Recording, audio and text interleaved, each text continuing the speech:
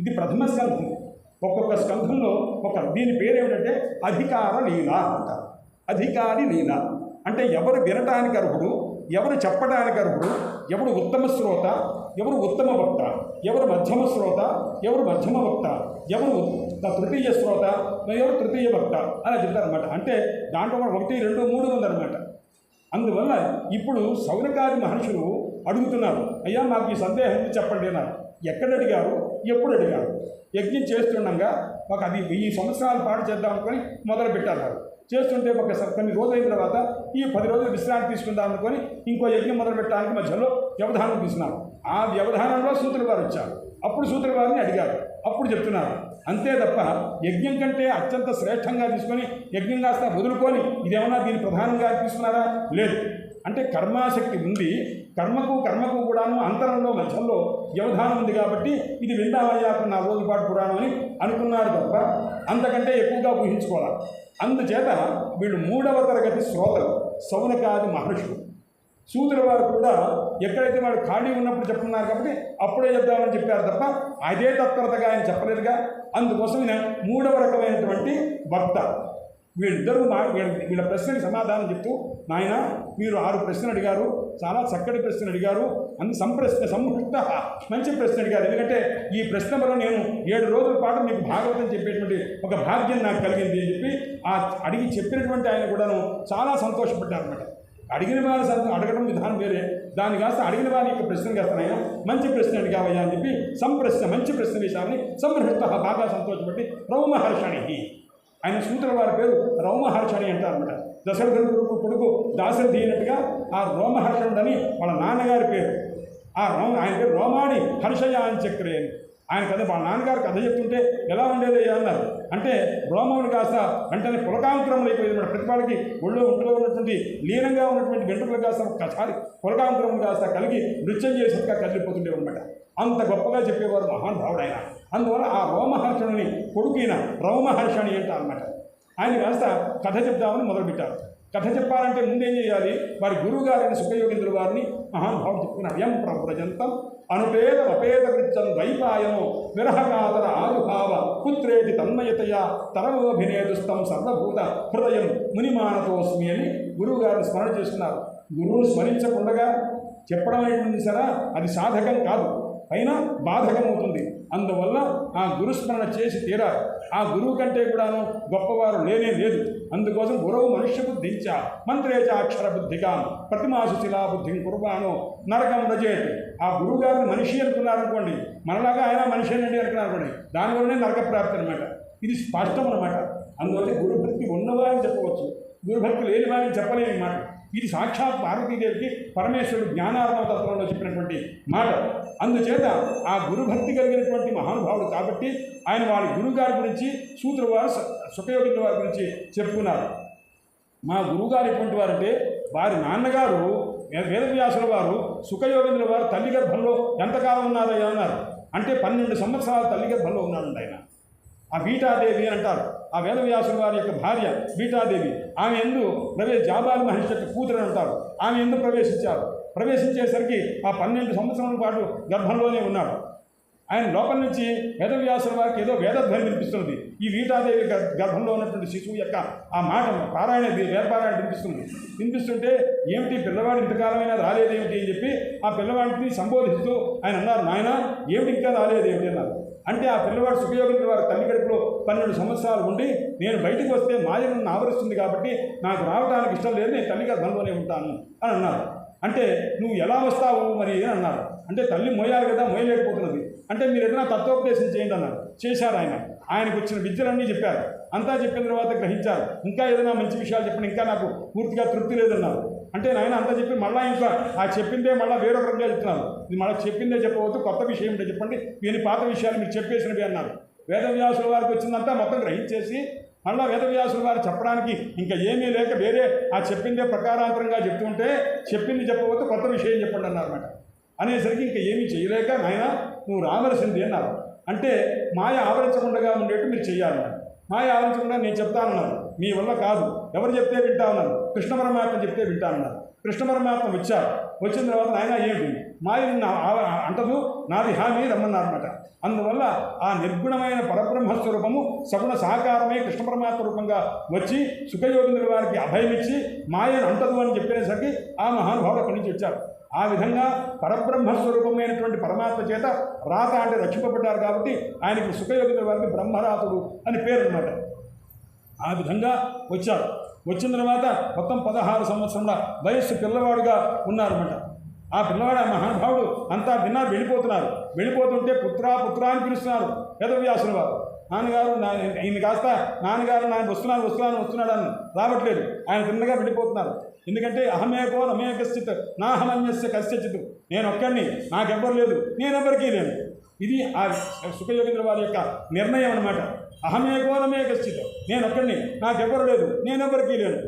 నన్ను శాసించే ఒక ప్రభువు లేడు, నేను శాసించదగినటువంటి ఒక భటుడు లేడు, ఎవరు లేరు కాబట్టి నేను ఒక్కడనే కాబట్టి అనేటువంటి ఒక నిర్ణయం కలిగిన మహానుభావుడు ఆయన. అందుచేత ఆయన వెళ్ళిపోతున్నారు. ఈయనేమో పుత్ర అని, ఈయనకి పుత్రభ్రాంతి ఉంది తప్ప ఆయనకి పితృభ్రాంతి లేదన్నమాట. అప్పుడు ఒకసారి నాయన నీ చెప్పిన మాట వినవలసిందన్నారు. తండ్రి గారిని చూశారు. తండ్రి గారికి ఉపదేశం తాను చేయకూడదు, కుమారుడిగా చేయటం ఎందుకని ఆయన ఏం చేశారంటే, ఆయన ఒక పొలంలోకి వెళ్తుంటే ఆ చెట్లన్నీ కాస్త ఒకసారి ఈయన పుత్ర అనగానే ఆ చెట్టు కాస్త పుత్ర అని రీసౌండ్ చేసింది. రీసౌండ్ చేస్తే ఆయన అడిగారు చెట్లని, నేను పుత్ర అంటే మీరు కూడా పుత్ర అంటారు ఏమంటున్నారు అంటే, నాయన ఈ జన్మలో ఈ మహానుభావుని కొడుకై ఉండవచ్చు, ఒకనొక జన్మలో మాకెవరికో ఒకరికి కొడుకుపోయి ఉంటావు కదా నువ్వు అని వేదవ్యాసుల వారిని చెట్లు హెచ్చరించడం అనమాట. అనగానే వెంటనే ఆయనకి జ్ఞానం కలిగి ఆ పుత్రభ్రాంతిని విడిచి తర్వాత వెనక్కి వెళ్ళారన్నమాట. అప్పుడు కూడా అడిగారట, నాయన వెంట రావాల్సింది అంటే, నాన్నగారు మీకు ఒక్క విషయం చెప్తానని నాన్నగారిని సంబోధించరా, మీకు ఒక్క విషయం చెప్తా వినండి అన్నారు. ఏమిటంటే, పూర్వకాలంలో వేదవ్యాసుల వారు అన్ని పురాణములు చెప్పిన మహానుభావుడు, ఒక దివ్యమైన 1,00,000 శ్లోకాల మహాభారతం చెప్పిన మహానుభావుడు. ఆయనకు ఒక కథ చెప్పారు. ఎవరు? సుఖయోగేంద్రుల వారు. పూర్వకాలంలో ఒక మహారాజు ఉన్నాడు. ఆ మహారాజుకి ఒక రాజవేశ్య, ఆయన దగ్గర ఉండేటువంటి భోగపత్నిగా ఉండేటువంటి ఒక వేశ్యగా ఉన్నటువంటి ఆమె ఉన్నది. ఆమెతోటి ఆయన వస్తూ పోతూ ఉండేవాడు. ఆమె సర్వపోషణలో ఆయనే చేస్తుండేవాడు. అలాంటి స్థితిలో ఆయన చెప్పారు, నీవు జాతికి వేశ్యమైనప్పటికీ కూడా నేనే పోషిస్తాను కాబట్టి నా యొక్క పోషణలోనే ఉంటావు, నీ ఇంకా పరపురుషుని ఇక చూడటానికి వీల్లేదు సుమా అని చెప్పన్నారు. అలాగేనంటే అంతకంటే భాగ్యమని ఒప్పుకున్నది. ఇలా ఉంటూ ఉండగా ఆ నగరంలోనే ఒక మహాకోటీశ్వరుడైన వాడు, సుందరుడైనటువంటి ఒక వైశ్య కుమారుడు ఉన్నాడు, వర్తకుడు. ఉంటే అతనికి ఈమె ఎందు మనస్సు కలిగింది. రాజుగారు లేనప్పుడు ఎప్పుడున్నా సరే అవకాశం ఉంటే వెళదాము, ఆమెకి డబ్బిచ్చి కావాల్సిన రత్నములు ఆభరణాలు ఇద్దామని చెప్పి మహాప్రయత్నం చేశాడు. ఆమె కూడా ఇతను చూచి వయస్సులో ఉన్నాడని చెప్పి ఒక సంకేతం చెప్పింది. రాజుగారు ఎప్పుడన్నా రానప్పుడు నిన్ను పిలుస్తాను, ఏదైనా ఊరు వెళ్ళినప్పుడు పిలుస్తాను, రావలసిందే సంకేతం ఇచ్చింది. ఆ జాతి ధర్మాన్ని అనుసరించి ద్రవ్యలిప్స చేత. వెంటనే ఒకరోజు రాజుగారు లేరు, రేపు రానని చెప్పన్నాడు. ఆ మహానుభావుడు వెళ్ళిపోయాడు. మరునాడు రాలేదు. ఇంత లోపల ఈ వైశ్య కుమారుడు వచ్చాడు. ఈమెతో కలిసి ఉంటుండగా హఠాత్తుగా రాజుగారు ఆ ప్రయాణం మానుకొని మళ్ళా వెనక్కి వచ్చాడు. ఈ వేశ్య దగ్గరికి రోజు వచ్చే సమయానికి వచ్చాడు. వచ్చేసరికి ఈ లోపల వైశ్య కుమారుడు ఉన్నాడు. రాజుకు తెలిసిందా, ఆమె శిరచ్ఛేదం చేస్తాడు, అతనికి శిరచ్ఛేదం తప్పదు. అందుచేత భయపడిపోయి ఆమె ఏం చేసిందంటే, నువ్వు ఇక్కడ ఉండవద్దు, నేను పని చేస్తానని అక్కడ లోపల ఒక మల విసర్జన స్థానం, మలకూపం ఉంది, అక్కడ కాస్త నువ్వు వెళ్ళి ఉండు, మన ప్రాణం రక్షించుకోవచ్చు, నా ప్రాణం నీ ప్రాణాలు దక్కుతావని చెప్పి అతన్ని కాస్త ఆ మలకూపంలో ఏం చేసిందంటే, తలకాయ కింద ఉండేట్టు, కాళ్ళు పైన ఉండేట్టు ఒక తాడు కట్టి అతని కాస్త తలకాయ కింద పెట్టుకొని చూడమని. ఆ రకంగా ఉంటే కనిపించవు, ఆ మలకూపం దగ్గరికి రానేరాడు రాజుగారు అని ఆ రకంగా పెట్టిందనమాట. పెట్టేసరికి అతను సరే అని బ్రతుకుతాం కదా అని చెప్పి ఆయన కాస్త ఒప్పుకున్నాడు. ఆ మలకూపంలో ముఖం పెట్టుకున్నాడు. అక్కడ మల విసర్జన చేసినట్టు ఆ మలమంతా ఆ దుర్గంధాన్ని కాస్త ఆ దాన్నే పిలుస్తూ కొన్ని గంటల సేపు ఉండవలసి వచ్చింది. రాజుగారు అంతసేపు ఆమెతో కలిసే ఉన్నాడు. అందుకోసం అతను పెడితే కానీ వీడిని మళ్ళీ బయటకు తీయడానికి అవకాశం లేదు. ఇదంతా సుఖయోగేంద్రుల వారు వేదవ్యాసుల వారికి చెప్తున్నారు. ఇదంతా అయింది. తర్వాత కాస్త రాజుగారు వెళ్ళిపోయారు. ఆ తర్వాత అతన్ని కాస్త తీశారు. అతను ఆ లోపల ఉన్నంతసేపు ఓహో, తల్లి గర్భంలో ఉంటే ఇంత భయంకరంగా ఉంటుంది కాబోలు, కాబట్టి నేను ఎంత బుద్ధి తక్కువ పని చేశాను అని అతనికి వైరాగ్యం కలిగింది. వైరాగ్యం కలిగిన తర్వాత బయటికి ఆమె తీసింది. అయ్యా నువ్వేమనుకోవద్దు, పొరపాటు జరిగిపోయింది, రాజుగారు వచ్చేసారి నేనేం చేస్తాను, కాబట్టి ఈసారి ఎప్పుడన్నా సరే నువ్వు నాకు రూపాయి ఇవ్వవద్దు, నీకు నేను సుఖమిస్తాను, ఈసారి రావాల్సిందే నాది. వాడికి కాస్త తలకాయ ఉంచుకొని వెళ్ళిపోయాడు. ఆ తర్వాత మళ్ళీ ఆమె ముఖం చూడనే లేదు. కాబట్టి ఆ క్షణంలో ఉన్నటువంటి ఒక స్త్రీ వ్యామోహం కలిగినటువంటి ఒక వైశ్య కుమారుడు ఎవరైతే ఉన్నాడో, ఈ వేశ్యందు ఆసక్తి కలిగిన వానికి ఆ 2 గంటల్లో 3 గంటల్లో జ్ఞానం కలిగిందే. కాబట్టి ఓ మహర్షి తండ్రి, నాకు ఎటువంటి సంసారంలో మళ్ళా తల్లి గర్భంలో ప్రవేశించే ఈ దుస్థితి నాకు అవసరం లేదు అని ఆ మహానుభావుడు చెప్పాట. అందుచేత అటువంటి జ్ఞాన సంపత్తి కలిగినటువంటి మా గురువుగారు సుఖయోగేంద్రుల వారు వారికి నమస్కారం అయ్యా అని చెప్పి ప్రారంభం చేశారు. ఇలా చేస్తుంటే ఇందులో మొత్తం 3 ప్రకరణాలు ఉంటామండి. సుఖయోగేంద్రుల వారు ఎప్పుడు చెప్పారు, ఏం చెప్పారు విషయం. ఈ చెప్పడానికి సూతుల వారు ఏం చెప్తుంటారంటే, అయ్యా మా గురువుగారు వేదవ్యాసుల వారు కూడా ఒకానొక సందర్భంలో నారదుల వారు వేదవ్యాసుల వారి దగ్గరికి వచ్చారు.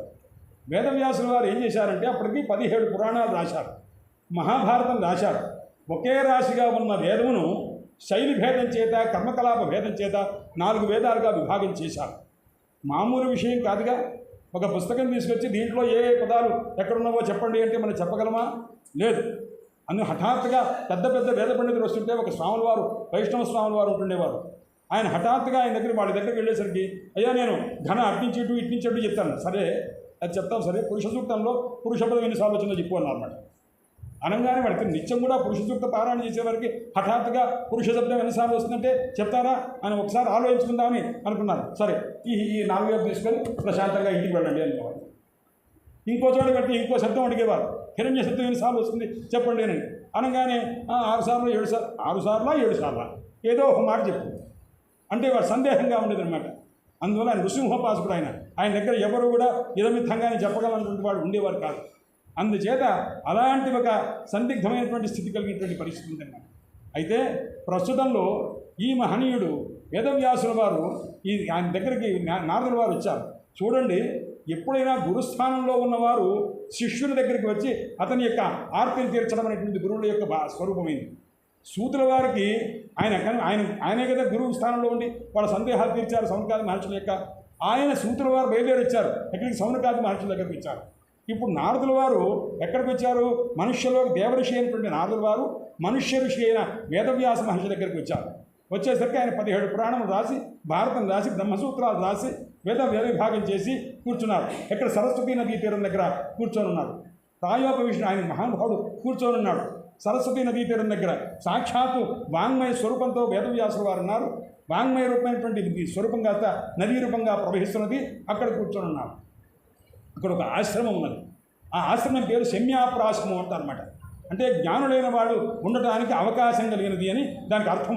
శమినాహ ఆసనంతాత్ ప్రాశ్యంతి అనమాట. అంటే జ్ఞానులైన వాడు ఇక్కడ ఉండేటటువంటిది కాబట్టి శమ్యాప్రాశ్రమం అనే ప్రదేశం. అక్కడ కూర్చొని ఉన్నారు. నారదుల వారు వచ్చారు. నారదుల వారు రాగానే ఆయనకి అర్ఘ్యపాద్యాలు ఇచ్చారు. ఇచ్చి నమస్కారం చేసేసరికి అప్పుడు నాయన కులాసాగా ఉన్నారా? అంతా ఏమిటో మనసులో ఒక రకమైనటువంటి రీతిగా ఉన్నట్టుందే, అంతా సంతోషంగా ఉందా? ఆత్మంతా సంతోషంగా ఉందా? చాలా వర్క్ చేశావు కదా, చాలా పుస్తకాలు రాశావు కదా అన్నారు. అంటే అప్పుడు అన్నారు, సంతోషంగానే ఉంది అండి. నాది ప్రసీదహృదయ. నేను ఇన్ని గ్రంథాలు రాస్తే ఎంత సంతోషంగా ఉండాలో అంత సంతోషం లేదండి అన్నారు. నాకంత మనస్సులకు ప్రశాంతత లేదు, సంతోషం లేదండి అన్నారు. ఓహో అట్లాగా నాయన, కృష్ణకథా ప్రధానమైనటువంటి గ్రంథం ఏదన్నా రాశావా అన్నారు. అంటే అక్కడక్కడ కృష్ణ పరమాత్మ యొక్క కథలు రాశానండి. భారతంలో రాశాను, బ్రహ్మవైవర్తంలో రాశా, అక్కడ రాశాను. నేను చెప్పిన మాటకి సరిగ్గా సమాధానం చెప్పింది. కృష్ణ కథా ప్రధానమైనవి, అవతార విశిష్టమైనవి కథలు రాశావా అంటే రాయలేదండి. ఇది కాకుండా నువ్వు భారతంలో ఏం చేశావంటే హింసని కూడాను అనుకూలంగా ప్రేరణ చేస్తున్నటువంటి మాటలు కొన్ని ఉన్నాయన్నమాట. యజ్ఞాది విషయంలో కానీ మరొక విషయంలో కానీ హింసని కాస్త కొద్దిగా ప్రేరణ చేస్తున్నటువంటి మాటలు చేశావు. ఇది నువ్వు తప్పు చేశావు నాయన అని మహానుభావుడు వేదవ్యాసుల వారిని మందలిస్తారు నారదుల వారు. అందుచేత కాబట్టి ఇది రాశావు, దీనివల్ల నీకు చారితార్థం లేదు, కృష్ణకథా ప్రధానమైంది, నువ్వు కథ రాయవలసి ఉంది అని చెప్పారు. అప్పుడు ఆ మహానుభావుడు చెప్పిన తర్వాత తన తండ్రి గారు బ్రహ్మదేవుడు తనకు చెప్పిన నారదుల వారికి చెప్పినటువంటి విషయం ఉందో దాన్ని కాస్త ఈయనకి చెప్పి తమేత విపులీకురు, నువ్వు దీన్ని కాస్త విపులంగా చెయ్యి అని అన్నారు. అని చెప్పిన తర్వాత సరే అని నారదుల వారు వెళ్ళిపోయిన తర్వాత వేదవ్యాసుల వారు కూర్చొని అప్పుడు భాగవతం రాశారు. ఆ భాగవతం రాసేటప్పుడు ఏం చేశారంటే ఎన్ని కల్పాలలో ఎన్ని ద్వాపరయుగాలు వచ్చినవో, ఎన్ని ద్వాపరయుగాలలో ఎన్ని కృష్ణావతారం ఉన్నవో, ఎన్ని కృష్ణావతారాల్లో ఎన్ని లీలలు ఉన్నవో ఆ లీలలన్నీ కూడాను తనకు ఆకలింపయ్యేట్టుగా చేసుకొని ఆ ఆకలింపైనటువంటి దాన్ని ఏ రకంగా బుద్ధిపుచ్చి మానవులకు ప్రస్తుతం ఉన్నటువంటి వాళ్ళకి ఏ విధంగా చెప్తే బాగా తెలియబడుతుందో, ఏ రకంగా చెప్తే కృతార్థులవుతారో. ఎందుకంటే మానవులంతా కూడా మందాహ సుమందమతయ మందభాగ్యా ఉపద్రుతాహ. కలిలో ఉన్నటువంటి వాళ్ళకి వస్తుత ఈ పురాణం వాంగ్మయం ఎంత ఉన్నదయ్యా అన్నాడు. బ్రహ్మదేవుడు 4 కోట్ల శ్లోకములతో పురాణాలను తిప్పాడు. 4 కోట్ల శ్లోకములుగా చెప్పిన పురాణాన్ని వేదవ్యాసుల వారు 4 లక్షల శ్లోకములతోటి దాని వేస సంక్షేపంగా రాశారు, సంక్షేపం చేశారు. ఆ సంక్షేపంగా చేసిందే మనకు అష్టాదశ పురాణాలు మొత్తం కలిపి 4 లక్షల శ్లోకాలు. అందుచేత దాంట్లో 18,000 శ్లోకాలు. ఇది కాస్త యావత్ కృష్ణావతారం యొక్క కథ ఆయా సందర్భంలో ఎక్కడ ఉందో దాని విశేషాన్ని కాస్త సంక్షేపం చేసి 28వ ద్వాపర యుగం ఏదైతే ఉందో ఆ ద్వాపర యుగాంతాలకు కథ తీసుకొని ప్రధానంగా ఇక్కడ చెప్పారు. ఈ విధంగా భాగవతాన్ని రచించిన తర్వాత, అంటే దీన్ని సంకలనం చేసిన తర్వాత దీన్ని ఎవరికి చెప్పాలి అంటున్నారు. ఎందుకంటే అంతకుముందు ఈ 4 వేదాన్ని కాస్త 4 భాగాలు చేసి 4 ఋషులకు చెప్పారు. శిష్యులుంటే పైలుడు, వైశంపాయనుడు వీళ్ళంతా కూడా ఉన్న జైమిని, సుమంతు అని 4 శిష్యుల్ని పిలిచి 4 వేదాలు అనుగ్రహించారు. 4 వేదాలైనా దీన్ని కాస్త మీరు ఇది ప్రచారం చేయండి, యోగ్యులైనటువంటి శిష్యులకు చెప్పండి అని పంపించారు. ఈ పురాణం వాంగ్మయం ఏదైతే ఉందో ఈ భాగవత పురాణం దీన్ని ఎవరికి చెప్పాలి అని చెప్పి ఆలోచించి అప్పుడు ఈ పురాణాన్ని నివృత్తి నిరతం అన్నమాట. ఎవరికైతే వైరాగ్యం ఉంటుందో, ఎవరికైతే జ్ఞాన సంపత్తి ఉంటుందో, ఎవరికైతే భక్తి ఉంటుందో వారికి చెప్పాలి అనుకున్నారన్నమాట. అందువల్ల నివృత్తి నిరతం ముని అంటే తనకు శిష్యుడు, తనకు పుత్రుడు అయినటువంటి ఆ శుకయోగీంద్రుల వారికి ఈ భాగవతాన్ని మాత్రం ఉపదేశం చేశారు. ఎందుకంటే మనం ముందే అనుకున్నాం, భక్తి జ్ఞాన వైరాగ్యాన్ని, జ్ఞాన వైరాగ్యం ఉండాలి, భక్తి ఉండాలి. వేదవ్యాస శుకయోగీంద్రుల వారికి భక్తి ఉన్నది, జ్ఞానము ఉన్నది, వైరాగ్యము ఉన్నది. జ్ఞానము వైరాగ్యము జన్మసిద్ధము. ఎందుకంటే సాక్షాత్తు పరమేశ్వరుడే శుకయోగీంద్రుల వారుగా అవతరించారు అని చెప్పి లింగ పురాణాదుల్లో ఉన్నది. అందువల్ల సాక్షాత్తు ఈశ్వర స్వరూపము, ఆయన జ్ఞాన సంపత్తి కలిగినారు కాబట్టి ఆ మహానుభావుడే ఇక్కడ శుకయోగీంద్రుల వారుగా ఆవిర్భవించారు. కాబట్టి జ్ఞాన వైరాగ్యములకు లోటు లేదు, భక్తి ఉన్నది. ఆ భక్తి ఎలా వచ్చిందయ్యా అన్నాడు. రాధాదేవి వల్ల వచ్చింది. గోలోకంలో రాధాదేవి దగ్గర ఆయన పెంచబడ్డారు. చిలుక రూపంగా ఉన్నప్పుడు రాధాదేవి ఆయన పంజరంలో, సువర్ణ పంజరం, బంగారు పంజరంలో కూర్చోబెట్టి ఆయనకి దివ్యమైన మధుర ఫలాలు పెడుతూ, నాయన శుక కృష్ణ కహురే కహురే శుక కృష్ణ కృష్ణ కహురే అని అన్నమాట. నాయన పలకరా అబ్బాయి, ఒక్కసారి కృష్ణాను కృష్ణాను చెప్పి చెప్పి చెప్పి మహాతల్లి ఉపదేశం చేసింది. అందువల్ల ఆ ఉపదేశం చేసిన ఆ కృష్ణమంత్రాన్ని నిరంతరం జపం చేయడం చేత అప్రయత్నంగా ఆయనలో భక్తిదేవి యొక్క ఆవేశం కలిగింది. అందుచేత ఆయనకి భక్తి ఉంది, జ్ఞానము ఉంది, వైరాగ్యం ఉంది.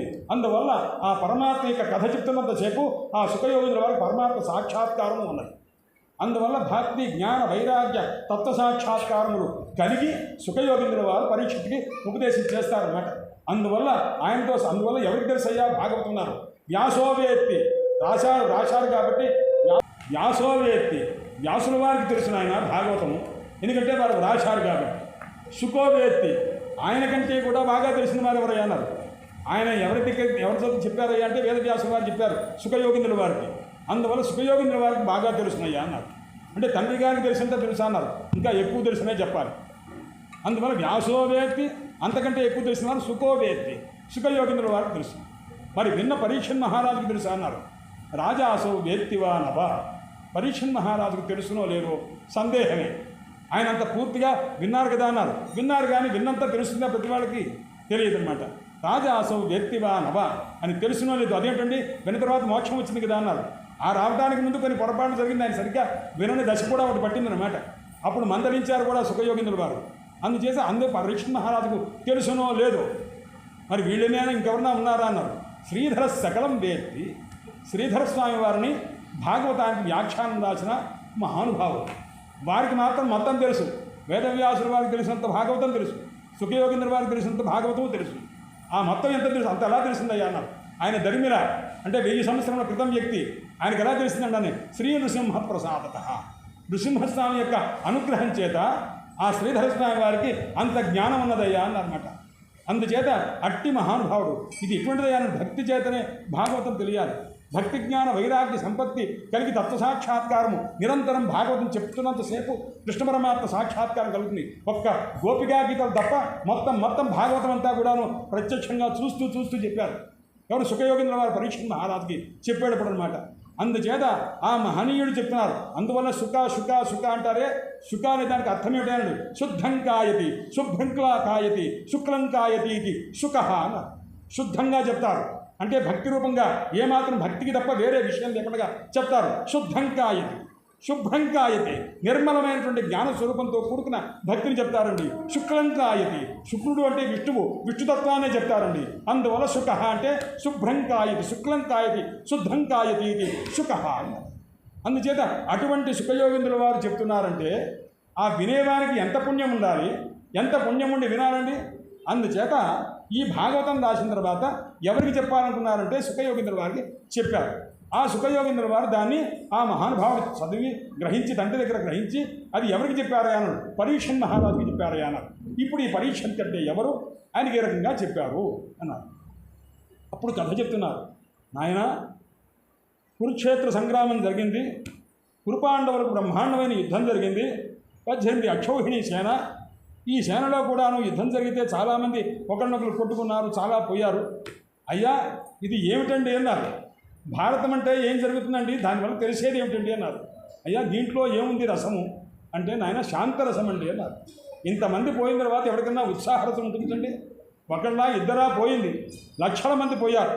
ఎవరు మిగిలారండి అన్నారు. దుర్యోధను యొక్క అన్నదమ్ముల్లో ఎవరన్నా మిగిలారా అన్నారు. మొత్తం 99 మంది పోయారు. దుర్యోధను మాత్రం ఆ బూరులు కాస్త చీలిపోయి అక్కడెక్కడో చావడానికి సిద్ధంగా ఉన్నాడు. ఈ సందర్భంలో అశ్వత్థామ ఏం చేశాడంటే, అయ్యో ఇంతమంది పోయారు, ఈ రాజు యొక్క రుణం నేను తీర్చుకోలేదే అని చెప్పి ఒక పని చేద్దామనుకున్నాడు. ఏమనంటే ఈ పాండవులు కాస్త చంపుదామనుకున్నాడు అశ్వత్థామ. పాండవుని సంహారం చేద్దామని ప్రయత్నం చేస్తే కృష్ణ పరమాత్మ ఉంటూ ఉండగా పాండవుని సంహారం చేయడం అంత సులభం కాదు. కానీ ఆయన ఏం చేశారు, బ్రహ్మాస్త్రాన్ని చేశారు. బ్రహ్మశిరోస్త్రం అంటే, బ్రహ్మశిరోస్త్రం అని ఒక అస్త్రం ఉంది. బ్రహ్మదండము, బ్రహ్మాస్త్రము, బ్రహ్మశిరోస్త్రము అని 3 రకాల అస్త్రములు బ్రహ్మాస్త్రములు. అధర్వవేదంలో చెప్తారు. గాయత్రి మంత్రాన్ని అనులోమ విలోమాలుగా 1, 2, 3 తత్సవితుర్వరేణ్యం, ఒకటి ప్రచోదయాత్మక వెనక నుంచి వస్తుందన్నమాట అక్షరాలు. అలా మొత్తం ఎన్నిసార్లు చేయాలన్నాడు? 24 లక్షల సార్లు చేయాలి. ఇది కాకుండా మధ్యలో కొన్ని మంత్రాలు ఉంటుంది, అవి నుంచి కూడా కలుపుకొని మొత్తం చేసి అది ఒక అస్త్రం మీద ధానాత్యాగం చేస్తే అది ఏమవుతుంది? బ్రహ్మశిరోస్త్రం అవుతుంది అన్నారు. ఆ బ్రహ్మశిరోస్త్రాన్ని అభిమంత్రించి కనుక వేస్తే దాని చేత చనిపోని వాడు ఎవరు ఉండడు, ఎటువంటి వాడే నిద్రపోతాడు. అలాంటి ఒక బ్రహ్మశిరోస్త్రాన్ని వేశాడు. ఆ వేస్తూ కూడాను అది మొత్తం 5 అస్త్రాలు చేసి వేశాడు. 5 అస్త్రాలు కాకుండా ఇంకో అస్త్రం కూడా వేశాడు. ఆ 5 అస్త్రాలు ఎప్పుడైతే వేశాడో పంచపాండవుల మీదకి ముందు వెళ్ళింది. పంచపాండవుల మీదకి వెళ్ళేసరికి ఇంకో 6వ అస్త్రం ఎక్కడికి వెళ్ళింది? ఆ సుఖయోగ పరీక్షణ్ మహారాజు యొక్క ఆ గర్భంలో ఉన్న పరీక్షణ్ మహారాజు అభిమన్యుని యొక్క కుమారుడైనటువంటి పరీక్షిస్తున్నాడు. అతని గర్భం అప్పటికి అభిమన్యుడు పోయాడు. అభిమన్యుడు పోయినప్పుడు వయస్సు ఎంత అయ్యాడు? 16 సంవత్సరములు అయ్యాను. అభిమన్యుడు ఎవరయ్యా అన్నారు? భర్చుడు అని చంద్రుని యొక్క అంశంతో పుట్టినటువంటి వాడు.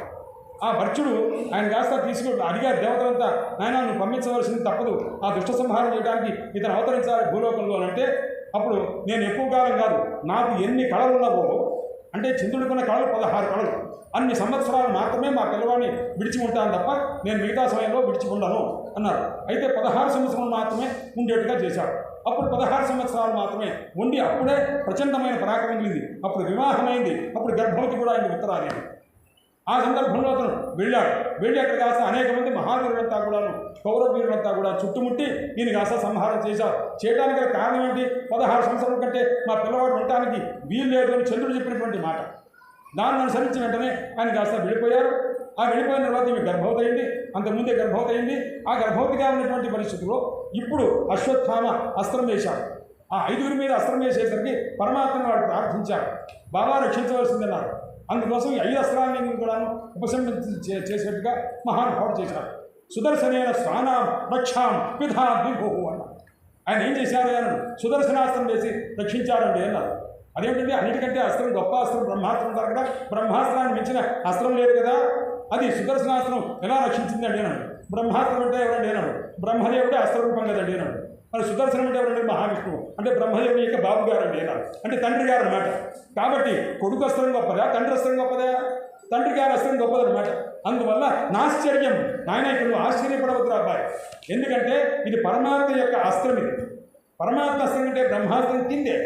అందువల్ల ఇది నయం నమస్తా, నువ్వు చాలా ఆశ్చర్యంగా అనుకుంటావేమో, ఇలా ఆలోచించవద్దు, అది పరమాత్మ యొక్క స్వరూపం కాబట్టి అని చెప్పి ఆయన 5గురిని కూడా రక్షించారు. ఇంత లోపల ఈ అశ్వత్థామ వేసిన బ్రహ్మాస్త్రము గర్భవతిగా ఉన్నటువంటి ఆమె మీద ప్రవేశించింది. ఆ గర్భంలో ఉన్న శిశువుని చంపడానికి వచ్చింది. పరమాత్మ ఏం చేశారయ్యా అన్నారు. దాని వెంటనే ఆ ఉత్తరాదేవికి ఒక జ్ఞానం అన్నమాట, మహాజ్ఞానవంతుడు అలాగే. ఎందుకంటే వంశం చూస్తుంటే భాగవత పరిశీలనే ఆశ్చర్యంగా ఉంటుందండి. ఉత్తరాదేవి కృష్ణ భక్తురాలు, ఉత్తరాదేవి యొక్క అత్తగారైనటువంటి సుభద్ర కృష్ణ భక్తురాలు, ఆ తర్వాత ద్రౌపది కృష్ణ భక్తురాలు, వాళ్ళ అత్తగారైనటువంటి కుంతి కృష్ణ భక్తురాలు. వీళ్ళందరూ ఆడవాళ్ళలో వరుస కృష్ణ భక్తులు. అలాగే పాండురాజు కృష్ణ భక్తుడు కాబట్టి కృష్ణ పరమాత్మ యొక్క స్వరూపము ఆవిష్కృతమే పెద్దగా కాలేదు. కానీ ఎక్కడి నుంచి భక్తులయ్యారు? ధర్మరాజు దగ్గర నుంచి అర్జునుడు తర్వాత అభిమన్యుడు, వీళ్ళు భక్తుడు. అందుచేత అభిమన్యుడు కూడా అంత గొప్ప భక్తిగా లేడు. ఆయన మేనల్లుడు కాబట్టి ఆయన అనుగ్రహించాడు. చంద్రుడు కోరాడు కాబట్టి అల్పాయుద్ధాయం కలిగేట్టుగా ఆయన రక్షించగలరు. కానీ ఆ విధానం లేదు. ఒక చోట రాస్తారు, అభిమన్యుడు పోయిన తర్వాత సుభద్రాదేవి పుత్రవియోగం చేత బాధపడుతున్నది. బాధపడుతూ ఉంటే, అమ్మ సుభద్ర బాధపడతమ్మా, నువ్వు వీరపత్రిని వీరపుత్రుని కన్నావు, నువ్వు అవును బాధపడవద్దు, ఈ జగత్తు అనిత్యమని తెలుసుకో, ఈ రకంగా ఉండు, ఇంత ధైర్యంగా ఉండవలసినాడు. వీరుడైన వాడు, మహాపరాక్రమవంతుడు. ఎందుకంటే కౌరవులు కూడా భయపడిపోతారు. అతను ఒక్కడే వచ్చినాడంటే ఆయుధాలు పట్టుకుంటే అతన్ని మనం ఆపడం మన వల్ల ఎవరి వల్ల కాదు, అతని ముందు నిరాయుధుని చేసి చంపాలి అని చెప్పి ఆ రకంగా చేసి చంపారు వాడు. అందువల్ల అటువంటి వీరుడైన పుత్రుని కన్నావు అంటే, అప్పుడు అన్నయ్య మీరు చెప్పారు బాగానే ఉంది, మీకు నా శోకం మీకు తెలియదు, నేను వీరపత్రిని నాకు తెలుసు, వీరమాతని అని నాకు తెలుసు, కానీ అంతకుముందు నేను ఆడదాన్ని కాబట్టి ఈ పుత్ర వియోగం కలిగితే ఆ తల్లి యొక్క వ్యధ ఎలా ఉంటుందో, అది స్త్రీ జన్మ ఎత్తితే మీకు అలా సన్నివేశం వస్తే అప్పుడు మీకు తెలుస్తుంది, ఇలా చెప్తే సరిపోదు అని అన్నదన్నమాట. కృష్ణ పరమాత్మ మరి మాట్లాడకుండా కామ్గా ఉండిపోయారు. అందుచేత ఆ శోకం అనేటువంటిది ఆ తల్లి అంత ఆ పేరే సుభద్ర, శోభనమైన మంగళకరమైన స్వరూపం కలిగి కాబట్టి ఆమె సుభద్ర అని పేరు. అలాంటి ఆ తల్లి క్లేశపడ్డది అంటే ఆ పుత్రుని వల్ల ఎంత ఆనందపడ్డదో, ఆ ఆనందం ఎంత వియోగమైందో అదంతా తెలిసింది. అస్తు ఇంతకీ ఈ ఉత్తరాదేవి మీద బ్రహ్మాస్త్రం వేసే ముందు ఈ అత్తగారు వాళ్ళు ఏమిస్తుండేవారు, మా అత్తయ్య దగ్గర బాగా మీరు తెలుసుకోమాటుండేవారు. అంటే ఈ సుభద్ర తన అత్తగారైన కుంతి దగ్గరికి పంపించిందన్నమాట, నువ్వు నేర్చుకోవాలి. ఆ కుంతీదేవి కృష్ణ పరమాత్మ మంత్రం ఒకటి ఉపదేశం చేస్తుంది. ఏమిటి ఆ మంత్రం ఉన్నారు అంటే, ఆయన హరే కృష్ణ కృపాళో భక్తవత్సల నమస్తుభ్యం నమస్తుభ్యం నమస్తుభ్యం నమో నమః అని చెప్పిందన్నమాట. ఇది మంత్రం ఆమె చెప్పింది. నేను హరే కృష్ణ కృపాళో భక్తవత్సల. హరే కృష్ణ అంటే ఓ హరి ఓ కృష్ణ కాదు, హరే కృష్ణ అని అంటారు. హరే అంటే ఓ రాధే కృష్ణ అనమాట అర్థం ఉన్నాడు. హరతి ఇది హరతి అంటే కృష్ణ పరమాత్మ యొక్క ఆ మనస్సును మొత్తాన్ని కాస్త దొంగిలించేసింది ఎవరు? రాధాదేవి అనమాట. అందువల్ల తన యొక్క లావణ్యం చేత, తన యొక్క స్నేహాల చేత, తన మాట చేత తన యొక్క కృష్ణ పరమాత్మ యొక్క మనస్సును కాస్త, చిత్తాన్ని కాస్త హరించిందనమాట. అందరి మనస్సుని అపహరించేవారు కృష్ణ పరమాత్మ మనస్సును అపహరించేదెవరు? రాధాదేవి. అందువల్ల ఆమెకి హర అని పేరు అనమాట. ఆ హర అనే శబ్దానికి సంబోధన హరే అని అనమాట. హరే కృష్ణ అంటే రాధే కృష్ణ. అది చూడండి, రాధే కృష్ణ అనవచ్చు కదా, అది కూడా రహస్యం. రాధా నామం కూడా రహస్యం. అందుకోసం రహస్యంగా చెప్పాలి తప్ప అందుకోసం బయటికి చెప్పడానికి లేదు. హరే కృష్ణ కృపాళో భక్తవత్సల. హరే కృష్ణ అనగానే కృష్ణ పరమాత్మ పలకుండా ఉంటారా? ఉండరు. ఎందుకంటే హరే అనగానే రాధాదేవి తలిచారుగా, తలచగానే వెంటనే ఆ మహానుభావుడు వెంటనే పలికారు. ఇంకొక కారణం ఏంటయ్యాను, రాధే కృష్ణ అంటే కృష్ణ పరమాత్మ దగ్గర రాధే అన్నారనుకోండి, 3 నెలల పాటికి మూర్ఛ వస్తుంది. మూర్ఛ రావడం అంటే ఆ రాధాస్మరణ తప్ప ఇంకా ఏదీ గుర్తుండదు. మనం ఎలా రక్షిస్తారు? అందుకోసం రాధే కృష్ణ వద్దు, హరే కృష్ణ అని.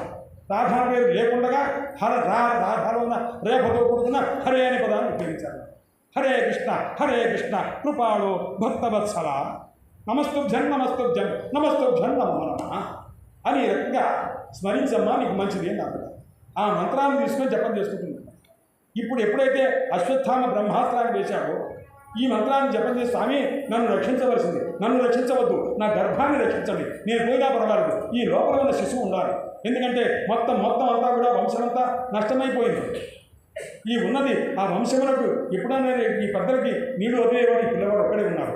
కాబట్టి దయచేసి వీళ్ళు రక్షించండి అని చెప్పి మామే గర్భ ఆ గర్భంగా నశించకుండా కానుకునేది.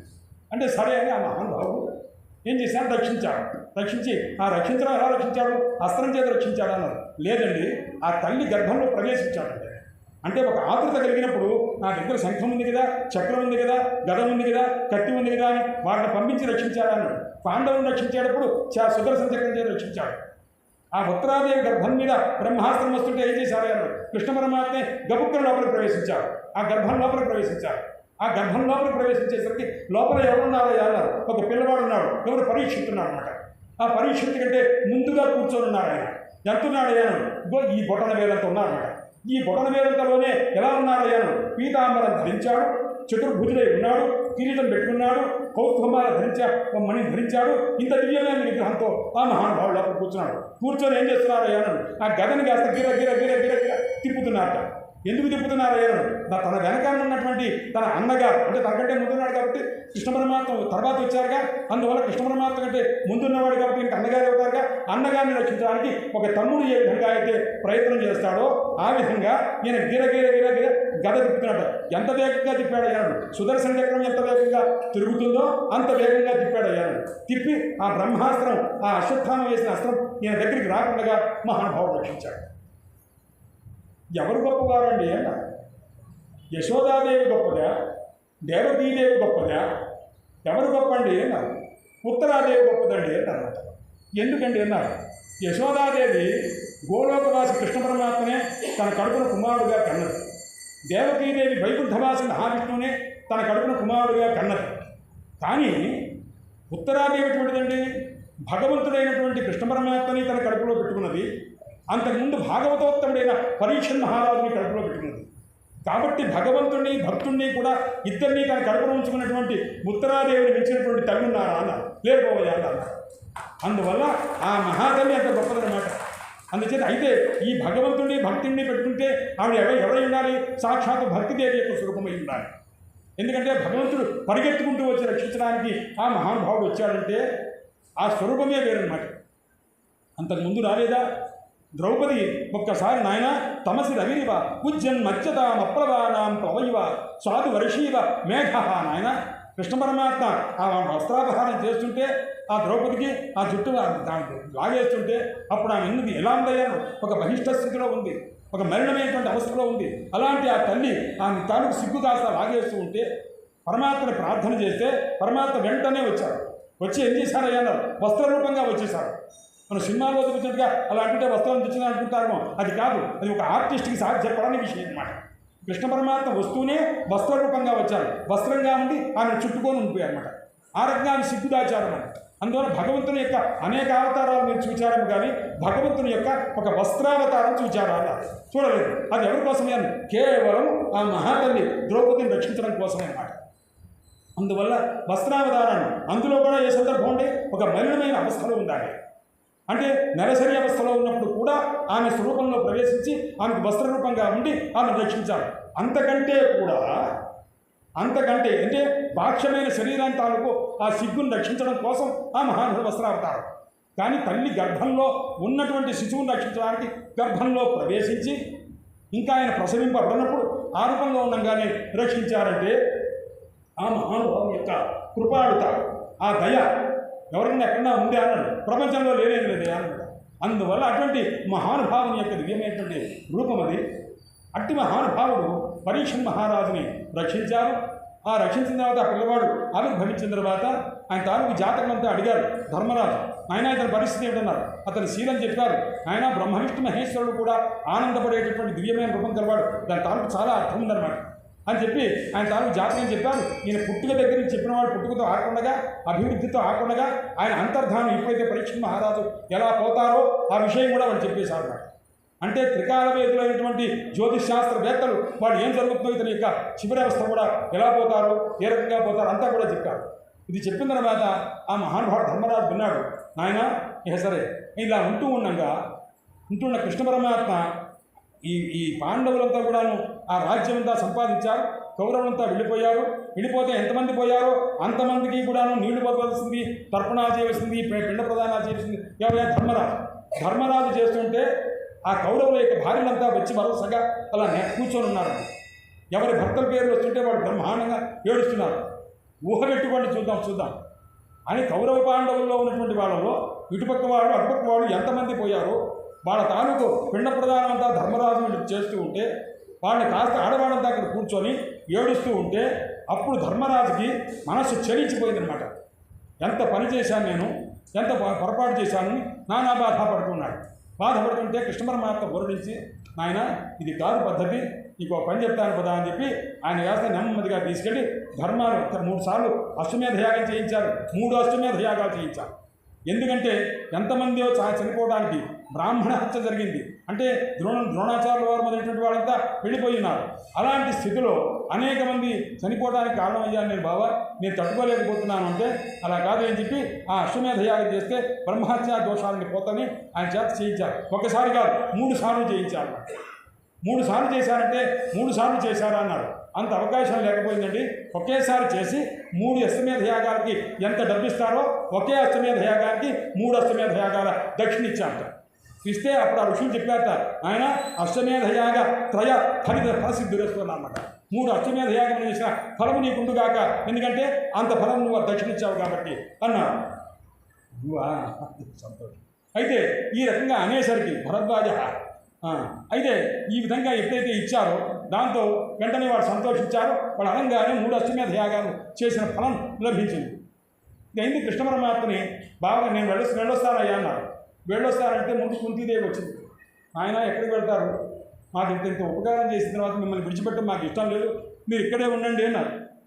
అంటే అమ్మ లేదు, ఇక్కడ మా నాన్నగారు ఉన్నారు, మా అమ్మగారు ఉన్నారు, 16,000 మంది భార్యలు ఉన్నారు, 108 మంది భార్యలు ఉన్నారు, వాళ్ళందరి దగ్గర వెళ్ళాలి కదా అన్నారు. వెళ్ళడానికి వీల్లేదు, ఎందుకంటే ఇంత పరమాత్మ స్వరూపాన్ని వదులుకోవడానికి మేము సిద్ధంగా లేవు అని ఆపారు. ఇప్పుడు సంతునశ్చ మాకు ఎప్పుడున్నా ఆపత్తులు ఇవ్వండి మా స్వామి అన్నారు.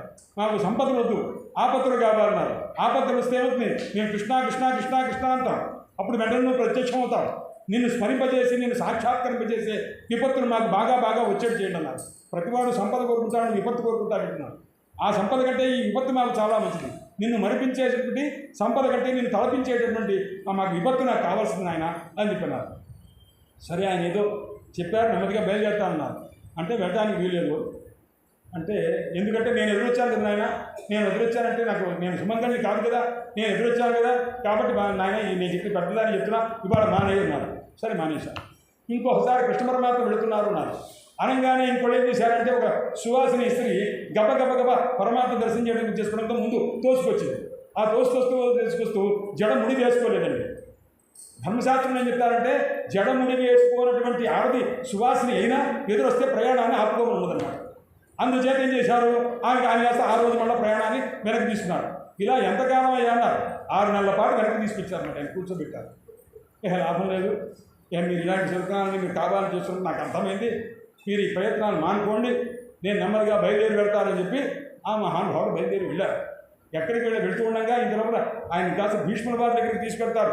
ధర్మరాజుని బాధపడుతుంటాడు. నాయన భీష్ముల వారు మీ కుటుంబ పెద్ద ఉన్నాడు, ఆయన అంపశయ్య మీద ఉన్నాడు, ఆయన చెప్పిన మాట విను అని చెప్పి ఆయన చేత నీతులని ఉపదేశం చేశారు. ఇదంతా ధర్మరాజు ఉపదేశం చేశారు. శాంతిపురం అంతా కథ అంతా అదేనమాట. చేసిన తర్వాత ఈయన ఏం చేశారంటే, ఆయన మీరంతా పక్కకి వెళ్ళండి, నేను కృష్ణ పరమాత్మతో కొద్దిగా ఆయనతో మాట్లాడి నమస్కారం చేసుకోవాలన్నారు. భీష్ముల వారు ఆయన నమస్కారం చేశారు. త్రిభువన కమనం తమాల వర్ణం రవికర గౌరవరంబరం దధానే అని మహానుభావుడు చెప్తారనమాట. అంటే పరమాత్మను చూడంగానే ఏం చేశారయ్యా అన్నారు. అంటే తన యొక్క మనస్సును కాస్త ఇది మతి రూపకల్పిత వికృష్ణ, స్వామి కృష్ణ నీకు ఏమిస్తే బాగుంటుంది, మహానుభావులు వస్తే ఏదన్నా ఇవ్వాలి కదా అన్నారు. ఏమిస్తావయ్యాడు, మతి రూపకల్పిత, ఆయన నా బుద్ధినిస్తున్నాను, ఆయన నా బుద్ధిని మీకు కానుకగా ఇస్తున్నాను. మా బుద్ధి కృష్ణ భక్తి పరిపూర్ణమైంది, ఈ బుద్ధి అది ఇస్తున్నాను, అంతే తప్ప నీకు ఈ ఉంగరం ఇస్తున్నాను, ఈ ఆభరణాలు ఇస్తున్నాను అది చెప్పట్లా. వితృష్ణ, నా బుద్ధి ఎటువంటిదంటే ఏ రకమైన ఆశ లేదు, ఎవరి మీద ప్రేమ లేదు. అటువంటి వితృష్ణ భక్తి ఎక్కడుంది, భగవతి సాత్తత పొంగవే విభూమని, సాక్షాత్ పరమాత్మ అయిందే భక్తి చేత నిండినటువంటిది ఈ బుద్ధిని మీకు కాంతిగా ఇస్తున్నాను ఆయన అని చెప్పినాడు. అప్పుడు చెప్తున్నాడు, త్రిభువన గమనం, ఎంత అందగాడివయ్యా నువ్వు, 3 లోకాల్లో నీ అంత అందమైన వ్యక్తి లేనే లేరయ్యా అన్నారు. లోకాలు ఎన్నయ్యా అన్నారు. 3 లోకాలు అన్నారు. మరి చతుర్దశ భువనాలు అంటుంటారే, మరి మిగతా 13 లోకాల్లో 11 లోకాల్లో నాకంటే అందగాడు ఉన్నారా? 3 లోకాల్లోనే నేను అందగాడినా? మరి 14 లోకాల్లో నేను అందగాడిని కానంటేగా అంత తక్కువ చేసి మాట్లాడావు కదా, ఇదేనా పద్ధతి అన్నారు. అంటే నువ్వు ఎన్ని లోకాలు చూసావని అడిగారు భీష్ముడిని. నేను ఒకసారి స్వర్గానికి వెళ్ళానండి, భూలోకం అంతా తిరిగానండి, కొంత తిరిగానండి అన్నారు. అన్నప్పుడు నీకు ఏం సౌందర్యం, నేను 3 లోకాల్లో సౌందర్యం నీకెలా తెలిసింది అన్నారు. అంటే స్వామి 14 లోకాలను మీరు అన్నారు, కానీ నేను ఒక పని చేస్తానండి, ఈ త్రిభువన గమనం అంటే 3 లోకాలు అందగాళ్ళని దాంట్లో 3 తీసేస్తాను. 3 తీసేస్తామంటే భువన గమనం. భువనములు అన్నింటిలో కూడా అందగాళ్ళు ఎవరయ్యా అంటే కృష్ణ పరమాత్మ. అది భువనములు 3 అనుకోవచ్చు, 14 అనుకోవచ్చు, 1000 అనుకోవచ్చు, ఎన్ని భువనాల్లో ఉన్నా అందులో నేనే అందగాడు వేయాలన్నాడు. ఓహో, అన్ని భువనాల్లో నేను అందగాడన్న విషయం నీకెలా తెలుసు, నువ్వు చూడలేదు కదా అన్నాడు. అంటే భువనములు అన్నింటిలో కల్లా గొప్పదేది ఏనాడు భూలోకం గొప్పది. భూలోకంలో కల్లా గొప్పదేది, సౌందర్యం బాగా ఉండేది ఎక్కడ అన్నాడు, వనంలో ఉంటుంది. వనం అంటే బృందావనంలో. అంటే అన్ని లోకాల్లో కంటే గొప్పది భూలోకము. భూలోకంలో కూడా సౌందర్యం అంతా ఉండేది బృందావనము. బృందావనంలో కూడా సౌందర్యం ఉండేది కృష్ణ పరమాత్మ. కాబట్టి మీరు బృందావనంలో మీరే అందమైన వ్యక్తి కాబట్టి మీరు ఈ భూలోకంలో మీరే అందమైన. భూలోకంలో ఉన్నంత సౌందర్యం మిగతా ఏ లోకంలో లేదు. కాబట్టి అన్ని లోకాల్లో కల్లా మీరే అందమైన వారండి అన్నమాట. అయితే నాకంటే అందగాడు ఎవరు లేరంటే కదా ప్రపంచంలో లోకాల్లో ఉన్నారు, లేరండి అన్నారు. అయితే ఈ భువన గమనం అన్నప్పుడు భూ తీసేస్తే ఏమైంది, వన గమనం. బృందావనంలో అందమైన వాడు నేనే, నాకంటే అందమైన వాడు లేరు కదా అన్నారు. లేరండి అన్నారు. ఈ వాదీసై ఏమైనప్పుడు నా గమనం, నీకంటే అందమైన వాళ్ళు ఎవరు లేరండి. ఓహో, నాకంటే అందమైన వాడు లేకపోతే అందమైన వాడు ప్రపంచంలో ఎవరన్నా అంటే అది ఎవరయ్యాడు, కృష్ణ పరమాత్మేనండి అన్నారు. ఇప్పుడు నా తీసై గమనం అంటే మనోహరమైన వాడు ఎవరయ్యా అంటే కృష్ణ పరమాత్మే. అందగాడు అనగానే వాడి పేరు వీడి పేరు చెప్పుకోకండి. కమలం అందగాడు కృష్ణ పరమాత్మ అన్నాడు. ఆయనకంటే అందగాడు ఉన్నాడా, నా కమలం, అంతకంటే అందగాడు లేడు. ఆయన ఎక్కడ ఉంటాడు, వన గమనం, బృందావనంలో ఉంటాడు, అందుకోసం అందంగా ఉంటాడు. ఆయనే భువన గమనం, భూలోకంలో ఉంటాడు కాబట్టి అందమైన వాడు ఆయనే. త్రిభువన గమనం, 3 లోకాల్లో కూడా అందమైన వాడు ఆయనే, అంతకంటే మించలేదన్నమాట. భీష్మ, నా అందం నాకు తెలుసు, నా అందాన్ని నువ్వు తెలుసుకున్నావు కాబట్టి నీకు తెలుసు, వీళ్ళందరికీ ఎలా తెలుస్తుందయ్యా అన్నారు. ఎందుకంటే కృష్ణ పరమాత్మ ఒక రోజున అద్దం చూసుకున్నారు. అద్దం చూసుకోగానే ఆయన అనుకున్నట్ట, నేను కనుక ఆడదాన్ని ఉంటే ఈయన్ని పెళ్లి చేసుకునేవాళ్ళని ఆ అద్దంలో ఉన్న తన ప్రతిబింబాన్ని చూసుకొని ఆయన వ్యామోహపడ్డారనమాట. రూపగోస్వామి రాస్తారు మహాభావుడు. అందువల్ల ఇంత అందమైన వ్యక్తిని నేను చూడలేదే అంటే ఆయన ఎప్పుడు అద్దం చూసుకోలేదు. అద్దంలో తన ప్రతిబింబం చూసుకోవాలి. ఆ ప్రతిబింబాన్ని చూసుకుని ఒక బింబం అనుకొని ఈ వ్యక్తి నేను కనుక ఆడదాన్ని అయితే ఈయన పెళ్లి చేసుకునేవాడు కదా అనుకున్నారన్నమాట. అంత స్వవ్యామోహకరి మాయా, తన రూపానికి చూసి తనకే వ్యామోహం కలిగేట్ చేస్తుందన్నమాట. అంత అందమైన వ్యక్తి అనమాట. కాబట్టి ఆ అందం నాకు తెలుసు, నీకు తెలుసు, గ్రహించబడి వీళ్ళందరికీ ఎలా తెలుస్తుంది అన్నమాట. ఈ కమనంలో కాది చేద్దామండి అన్నమాట. అంటే ఏమైంది, మనం అన్నమాట. మనం అంటే ఏమిటి, మనసైవాను ద్రష్టవ్యం. మనస్సు చేతనే పరమాత్మను ధ్యానం చేస్తే ఎప్పుడో ఒక్కసారి పరమాత్మ ప్రత్యక్షమై ఆ స్వరూపాన్ని తెలుసుకోవచ్చు. అంతకంటే తెలుసుకోవడం అవకాశం లేదు. అలా ధ్యానం చేయడం ఎలా తెలుసుకోవాలండి అన్నారు.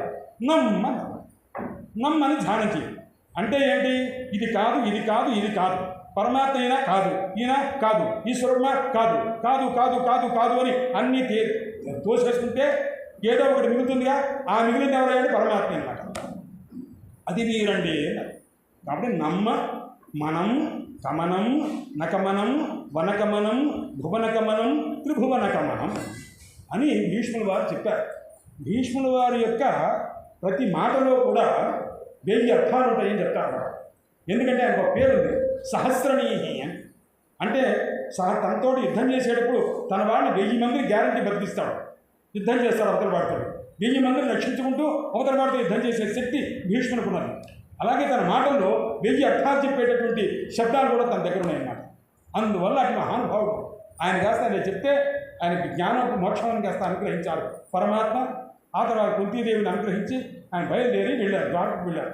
ద్వారకకు వెళ్ళిన తర్వాత అక్కడ వాళ్ళ పరమాత్మ యొక్క రాక కోసం వాళ్ళు నిరీక్షిస్తున్నారు. ఎవరయ్యా అన్నారు. ముందు మహానుభావుడి దగ్గరికి వెళ్ళి తండ్రి గారి దగ్గరికి వెళ్ళి నమస్కారం చేశారు. తల్లి దగ్గరికి వెళ్ళి నమస్కారం చేశారు. దేవకి వసుదేవుడి దగ్గరికి వెళ్ళారు. అంటే వెళ్ళంగానే ఎక్కడికి వెళ్ళారయ్యా, ద్వారకకి వెళ్ళంగానే తల్లిదండ్రుల దగ్గరికి వెళ్ళి నమస్కారం చేసి ఆ తర్వాత భార్య దగ్గరికి వెళ్ళారు. ఆ భార్యలు ఎంతమంది? 16,108 మంది. ఎక్కడికి వెళితే వాడు ముందు పిల్లల్ని ఎదురు పెట్టుకొని వస్తున్నాడు. పిల్లల్ని ఎదురు పెట్టుకొని వస్తున్నారంటే ఎందుకయ్యాను? భర్త వచ్చేసరికి వాడు సిగ్గుపడిపోతున్నారు. సిగ్గుపడటం ఏంటంటే ఇప్పుడు మనమణ్ణి కూడా ఉన్నారండి. ఎలా మనమణ్ణి కూడా ఉన్నప్పుడు కూడాను భర్త వచ్చేసరికి వాడు సిగ్గుపడుతున్నారు అన్నమాట. సిగ్గుపడుతున్నారు ఎందుకంటే ఇప్పుడు అంతకాలం నుంచే ఉన్నవాడే కదండి. అంటే యజ్ఞసౌ పార్శ్వికత రహోగత, ఎప్పుడు వాడు పక్కనే ఉంటారు పరమాత్మ. రహోగత, ఏకాంతంలో వాళ్ళతోనే కలిసి ఉంటారు పరమాత్మ. తథాపి అయినప్పటికీ అస్య రూపం నవం నవం. ఆయన ఆ పరమాత్మ యొక్క రూపం చూసి ఎంత కొత్తగా అనిపిస్తుందా, ఇవాడే పెళ్ళేదంటగా ఉంటుందన్నమాట. వాళ్ళతో అంత అనుభూతి పరమాత్మను చూస్తే వాళ్ళకన్నమాట. ఆ రూపం ఎంత గొప్పదో కదా, ఎంత స్వారస్యంతో ఉన్నది కదా అని చెప్పి ఆ మహానుభావుడు ఆ తల్లిదండ్రులకు నమస్కారం చేసి వాళ్ళతో కలిసి ఉన్న తర్వాత ప్రజలంతా కూడా చాలా సంతోషపడతారు. ప్రజలను ఒక్కొక్కరిని ఒక్కో రీతిగా అనుగ్రహిస్తారు. ఇలా అయిపోయిన తర్వాత ఇక్కడ ఏం జరిగిందయ్యా, కొంతకాలం అయిన తర్వాత నేను కృష్ణ పరమాత్మతో ఒక సందర్భంలో అర్జునుడు కూడా వచ్చాడు. అర్జునుడు కూడా ఉన్నాడు. కొంతకాలం అయ్యేసరికి ఏమైంది, ఈ యాదవ వంశమంతా కూడాను విప్రశాపగ్రస్తమైపోయింది. అంటే బ్రాహ్మణ శాపం చేత ఈ యాదవ కులం అంతా కూడా నష్టమైపోయింది. ఆ నష్టం అవసరం పుట్టింది, తర్వాత నష్టమైపోయింది. నష్టమైపోయిన తర్వాత చెప్పారు పరమాత్మ, అర్జునుడు ఉన్నాడు ద్వారకలో, ఇక్కడ ప్రభాస తీర్థంలో మనం అంతా ఉన్నాము. అర్జునుడితో ఒక మాట చెప్పండి, నా భార్యలు కొంతమంది ఉంటారు, అక్కడ 10 మంది ఉన్నారు, వాళ్ళని కాస్త తీసుకుని వెళ్ళి హస్తినాపురంకి వెళ్ళమని చెప్పండి అని అన్నారు అర్జునుడు. ఆ మహానుభావుడు అర్జునుడు ఏం చేశాడు, పరమాత్మ అంతర్ధానం చెందాడు. అంతర్ధానం చెందిన తర్వాత వెంటనే తీసుకొని వెళ్ళి ఆ 10 మంది భార్యని కాస్త కృష్ణ పరమాత్మ భార్యని తీసుకెళ్ళారు. ఆ తీసుకొని వెళ్ళి ఆయన రథం మీద తీసుకుని వెళుతున్నారు. వెళుతూ ఉంటే మధ్యలో కొంతమంది దారితోటి దొంగలు వచ్చారు. ఆ దొంగలు వచ్చి అర్జునుడిని కొట్టారు. అతన్ని కొట్టేసి అతని దగ్గర ఉన్నటువంటి ఆ భార్య దగ్గర ఉన్నటువంటి కృష్ణ పరమాత్మ భార్య దగ్గర బంగారాన్ని కాస్త లాగేసుకున్నారు. అర్జునుడు అండి సామాన్యమైన స్వరూపం, సాక్షాత్ కృష్ణ పరమాత్మ యొక్క రూపం అన్నమాట. అడుగుతారు ఉన్నారు, సుభద్రాదేవి ఎవరయ్యా అన్నారు. మహామాయ. మహామాయ అంటే ఎవరి దగ్గర ఉంటుంది? కృష్ణ పరమాత్మ దగ్గర ఉంటుంది. కృష్ణ పరమాత్మని వివాహం చేసుకోవాలి. అలాంటిది సుభద్ర ఆయన వివాహం చేసుకుని ఉన్నాడు. పరమాత్మ నరనారాయణ స్వరూపం కాబట్టి నరస్వరూపమైనటువంటి తన యొక్క స్వరూపమైన నరరూపానికి మాత్రమే సుభద్రని అప్పచెప్పాలి అని కొన్ని అవతార వృక్షములు చేయాలని ఉద్దేశం చేత తన యొక్క మహామాయ అయినటువంటి సుభద్రాదేవిని ఆయన గౌరవించాలి అంటే అర్జునుడు భారీగా అనుగ్రహించాలన్నమాట. అది భేదమైనటువంటిది లేనే లేదు ఇక్కడ అన్నమాట. అందుచేత ఆ విధంగా ఉన్నటువంటి ఆ మహానుభావుడు పరమాత్మ ఎప్పుడైతే లేరో దొంగలు వచ్చి కృష్ణుని అర్జునుడిని కొడుతుంటే ఆయన ఏ విధంగా రక్షించలేకపోయారు. సరే మొత్తం మీద ఆ బంగారం అంతా వాడు తీసుకుపోయారు. అర్జునుడిని కొట్టారు. ఆయన అసలు సమాధానం చెప్పలేకపోయారు. వాడి బాణం వేయలేకపోయారు. ఏమీ లేక మొత్తం మీద వెళ్ళారు. ఎక్కడికి వెళ్ళాలి? ఇంద్రప్రస్థానికి వెళ్ళాలా, హస్తినికి వెళ్ళాలా అని సందేహం. ఎందుకంటే అన్నగారు ఎక్కడున్నారో, ఇంద్రప్రస్థంలో ఉన్నారా లేకపోతే హస్తినంలో ఉన్నారా అని. ఇంద్రప్రస్థానికి వెళ్ళారు. ఇంద్రప్రస్థానికి వెళ్ళినప్పుడు వజ్రుడు అని యాదవుల్లో ఒకళ్ళు మిగిలారు. అంటే పరమాత్మ యొక్క మునిమనవుడు అవుతాడు ఆ కృష్ణ పరమాత్మ యొక్క. ఆ వజ్రుడిని కాస్త తీసుకొచ్చారు. ఆ వంశములకు మూలంగా మిగిలిన వాడు ఆయన. ఇక్కడ మిగిలిన వాడు పరీక్షిత్ మహారాజు ఈ పాండవుల్లో. అందుచేత ఈ వజ్రుడిని కాస్త తీసుకొని వెళ్ళారు. తీసుకుని వెళ్ళేసరికి ఆయన ఇంద్రప్రస్థంలో లేరు, ధర్మరాజు హస్తినలో ఉన్నారు. అందుకోసం ఇంద్రప్రస్థంలో వాడిని ఉంచేసి భార్య కృష్ణ పరమాత్మ భార్యని ఆ వజ్రుడిని కాస్త ఉంచేసి నేను మా అన్నగారి దగ్గరికి వెళ్ళొస్తాను కానీ వెళతానన్నాడే కానీ చీకటి పడేదాకా వెళ్ళదలుచుకోలేదు.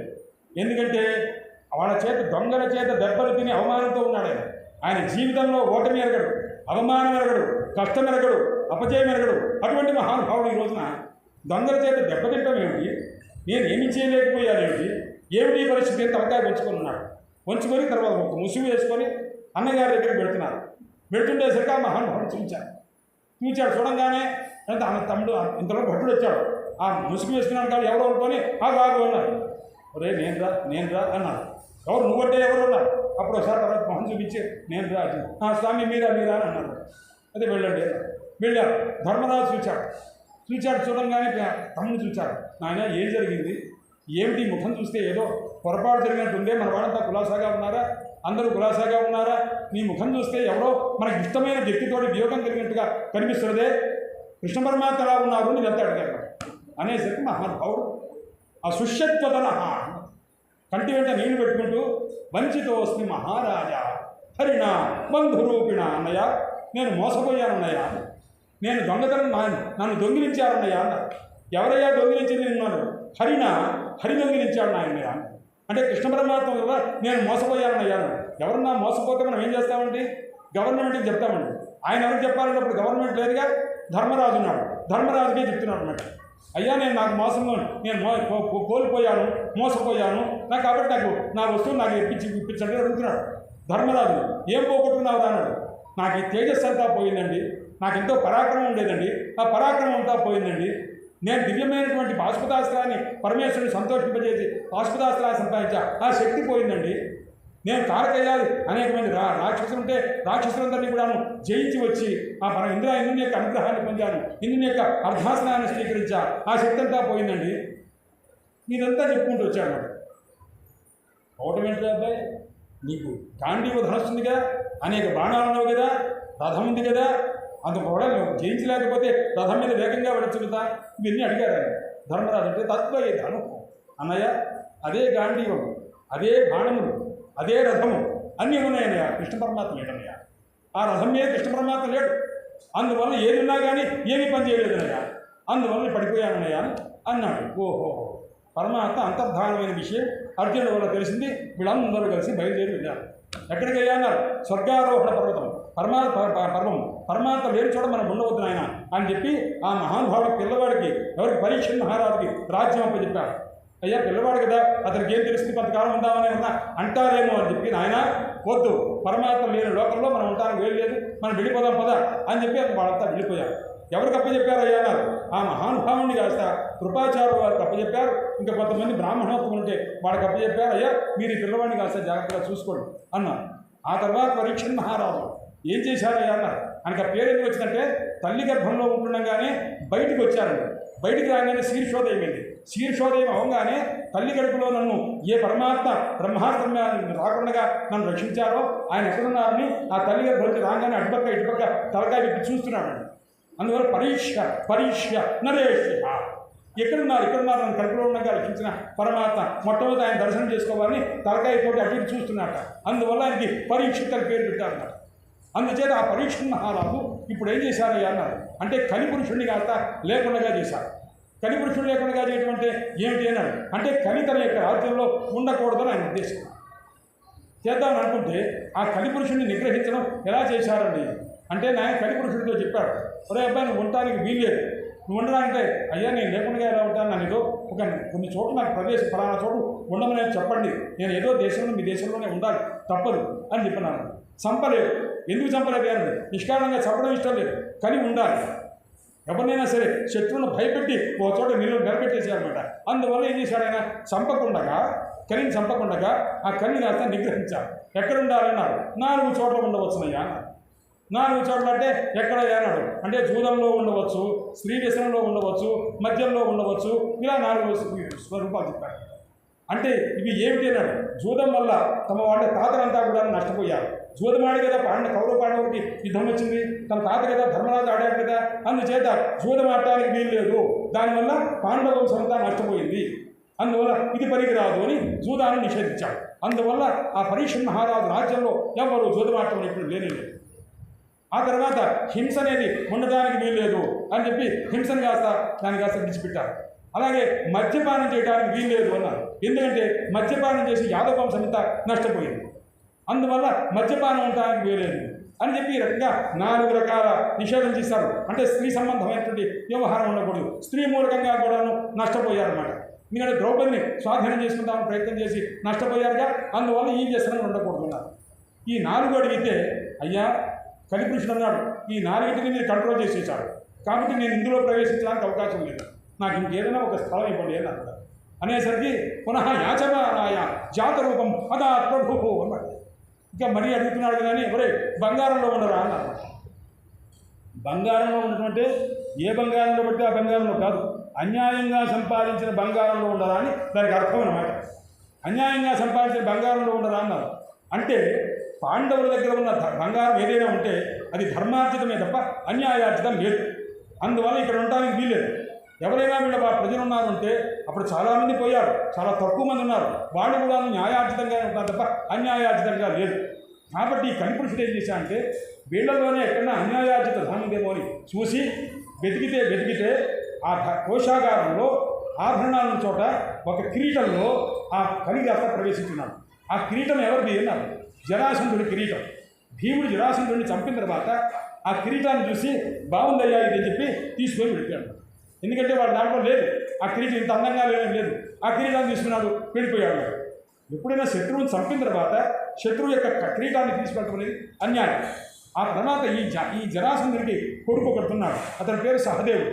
ఈ జరాసంధుడి కొడుకు సహదేవుడు పాండవుల సహదేవుడికి వచ్చి, ఏమయ్యా నీ పేరు నా పేరు ఒకటి, మన ఇద్దరు ఒకే వయసు వాడు, నాకు ఒక చిన్న కోరిక ఉంది తీర్చిపెడతావా అన్నాడు. ఏమి చెప్పు అన్నాడు. ఎందుకంటే ఎప్పుడైతే నమ్రుడై వచ్చాడో శత్రువు అన్నవాడు శత్రువు యొక్క కుమారుడు వచ్చేసరికో, సరే చెప్పిన ఆయన నీకేం కావాలన్నాడు. మా నాన్నగారి కిరీటం మీ అన్నగారు తీసుకెళ్లారు, దయచేసి ఆ కిరీటం ఇస్తే ఏదో మనం గుర్తుగా పెట్టుకుంటాం, దయచేసి ఇప్పించవలసిందని అడిగాడు. ఎవరు? జరాసంధుడి కుమారుడు సహదేవుడు. అడిగితే బ్రాహ్మణ సహదేవుడు కాస్త భీముడి దగ్గరికి వెళ్ళానే అడుగుతున్నాడు, ఇవ్వడానికి వీలేదని చెప్పి అన్నాడు. అంటే అప్పుడు చౌక్యమైంది, దొంగతనమైంది. అడిగినా ఇవ్వకపోతే అది దొంగతనం చేసినట్టే అన్నాడు. అందువల్ల కలిపురుషుడు పోయి ఆ కిరీటంలో ఉన్నాడు. ఇలా ఉంటూ ఉండగా పరీక్షణ్ మహారాజు ఒక రోజున వేటాడదామనుకున్నాడు. ఆ వేటాడేటప్పుడు ఒక కిరీటం పెట్టుకుందాం అనుకుని ఈ జరాసంధుని యొక్క కిరీటాన్ని కాస్త నెత్తి మీద పెట్టుకున్నాడు. ఈ జరాసంధుని కిరీటంలో ఆ కలిపురుషుడు ప్రవేశించాడు. అంటే ఎవరు నెత్తి మీద పెట్టుకుని పెడుతున్నాడు? కలిపురుషుడిని నెత్తి మీద పెట్టుకుని పెడుతున్నాడు. ఎప్పుడన్నా అతనికి ఆకలి వేసిందా? లేదు. ఎప్పుడన్నా దప్పిక వేసిందా? లేదు. ఎప్పుడన్నా కోపం వచ్చిందా? లేదు. కానీ ఆ వేటకి వెళితే ఆయన కొంత దూరం వెళ్ళిన తర్వాత ఆకలి దప్పికలు వేసినాయన్నమాట. ఎప్పుడూ లేదు ఆయన జీవితంలో. అలాంటిది ఆకలి దప్పికలు వేసి ఒక ఋషి ఆశ్రమానికి వెళ్ళారు. శమీక మహర్షి ఆశ్రమానికి వెళ్తే ఆ శమీక మహర్షి తపస్సు చేసుకుంటున్నాడు. తపస్సు చేసుకుంటూ ఉంటే అయ్యా అని పిలిచారు. పిలిస్తే పలక వేసి ఇంతటి రాజుని నేను వస్తే పలకరా అని కోపం వచ్చిందన్నాడు. ఎప్పుడూ కోపం రాలేదు. ఏ కదా ఒకే ఒక్కసారి. ఆ గున్న వేటాడడానికి వెళ్ళారా? లేదు. ఎన్నిసార్లు వెళ్ళాడా? ఏ కదా ఒక్కసారి వెళ్ళాడు. వెళ్ళినప్పుడు ఎప్పుడన్నా ఆకలి దాపికలు వేసినా? ఏ కదా ఒక్కసారి ఆకలి దాపికలు వేసింది. ఎప్పుడన్నా తిరగకపోతే కోపం వచ్చిందా? ఒక్కసారే వచ్చింది. ఆ ఒక్కసారి వచ్చినప్పుడు ఏం చేశాడు? ఇక్కడ చచ్చి పడి ఉన్న పాము ఉంటే ఆ పామును కాస్త ఆ ఋషి మెడలో వేశాడు. ఆ పాము ఎక్కడి నుంచి వచ్చిందయ్యా అన్నారు. ఆ పాము ఎక్కడి నుంచి వచ్చింది అన్నారు. అంటే నాయన అది తక్షక సర్పం తాలూకు స్వరూపం నాడు. తక్షకుడే ఆ చచ్చిపోయినట్టుగా పాము చచ్చిపోయినట్టుగా వేషం వేసుకుని ఉన్నాడు అన్నమాట. ఎందుకు అన్నాడు? ఈ తక్షకుడికి కోపం, అర్జునుడి మీద కోపం. ఒకప్పుడు కృష్ణార్జునుడు ఉంటూ ఉండగా అగ్నిదేవుడు వచ్చి ప్రార్థించాడు, అయ్యా నాకు అందరూ వీళ్ళు ఇష్టం వచ్చినట్టుగా అనేక వస్తువులు వేసి అగ్నిలో వేసి నన్ను చాలా ఇబ్బంది పెడుతున్నారు, నా పొట్టంతా కూడా అజీర్ణత్వం నిండిపోయింది, ఇది కాస్త పోవాలి అంటే ఖాండవ వనం ఉంది, ఆ వనంలో దివ్యమైనటువంటి ఔషధులు లతలు ఉన్నవి, అది దాన్ని కాస్త దగ్ధం చేస్తే ఆ రకంగా నా యొక్క కడుపులో ఉన్నటువంటి అనారోగ్యం పోతుంది, అది నాకు మందు అవుతుంది, కాబట్టి ఖాండవ వనాన్ని దాహం చేయవలసిందని కోరారు. కోరితే అప్పుడు అర్జునుడు కాస్త కృష్ణుని పరమాత్మ యొక్క అన్నంతో ఖాండవనాన్ని దహనం చేశారు. దహనం చేస్తే ఆ వృక్షముని దగ్ధం చేయడం చేయగలిగినటువంటి ఏ ఔషధ శక్తులు ఉన్నవో అవన్నీ అగ్నిదేవుడు ప్రవేశించి అగ్నికి సంపూర్ణమైన ఆరోగ్యం కలిగింది. అప్పుడు అగ్నిదేవుడు వారి కృష్ణార్జునుడికి కూడాను అనేక వరాలు ఆయుధాలు చేస్తారు ఇచ్చారు. ఆ సందర్భంలో ఆ వనంలో తక్షకుని యొక్క సంతానం, తక్షకుని యొక్క భార్య వీళ్ళంతా ఉన్నారు. అప్పుడు తక్షకుడు అక్కడ లేడు, కురుక్షేత్రానికి వెళ్ళాడు. ఆ సందర్భంలో కారణాంతరం చేద్దాం. అప్పుడు ఆయన కురుక్షేత్రంలో ఉంటుండగా ఈ వనంగాశ్రమంలో దగ్ధమైపోయారని తన యొక్క భార్యాపితలు చనిపోవడానికి కారణం ఎవరు? అర్జునుడు అన్నమాట. అర్జునుడు వేసిన బాణం వల్ల కదా దగ్ధమైంది. కాబట్టి అర్జునుని ఎలాగైనా సరే మట్టి పెడదాం అనుకున్నారు ఎవరు? తక్షకుడు. కానీ కుదరలేదు. ఆ కుదరకపోయేసరికి ఎవరి మీద పడాలి? కృష్ణ పరమాత్మ ఉండగా అసలు నేమి చేయలేము. ఆ తర్వాత అభిమన్యుడా చనిపోయాడు. ఇంకా ఎవరున్నారు ఈ వంశంలో ఉన్నది? పరీక్షిస్తున్నాడు. కాబట్టి పరీక్షకుని ఆ వంశంలో ఉంటుంటే ఆయన ఎలాగైనా శిక్షించాలి అనుకున్నాడు. అనుకొని ఈ శమీక మహర్షి యొక్క ఆశ్రమంలో చచ్చిపడిన పాము వలె ఆయన ఉన్నాడన్నమాట. ఆ పాము కళేబరాన్ని కాస్త ఆయన మెడలో వేయటం, ఆ మహర్షి యొక్క కుమారుడు శృంగి అనేటువంటి అతను వచ్చి, ఆయన నువ్వు 7 రోజుల్లోగా 7వ రోజున నీకు ఈ తక్షక సర్పం వచ్చి కాటు వేసి చంపుగాక అని. ఎందుకంటే మా నాన్నగారి మెడలో చచ్చిపోయిన పామును వేశావు, నేను అలా చెయ్యను, బతికున్న పామే నిన్ను కాటు వేస్తుంది పో అని చెప్పి ఆ రకంగా శాపం పెట్టారు. ఆ శమీక మహర్షి కుమారుడు శృంగి శాపం పెట్టాడు. ఆయన కాస్త వెళ్ళిపోయారు. పరీక్షణ్ మహారాజు ఆయన మెడలో అది వేశారే తప్ప ఇంటికి వెళ్ళారు.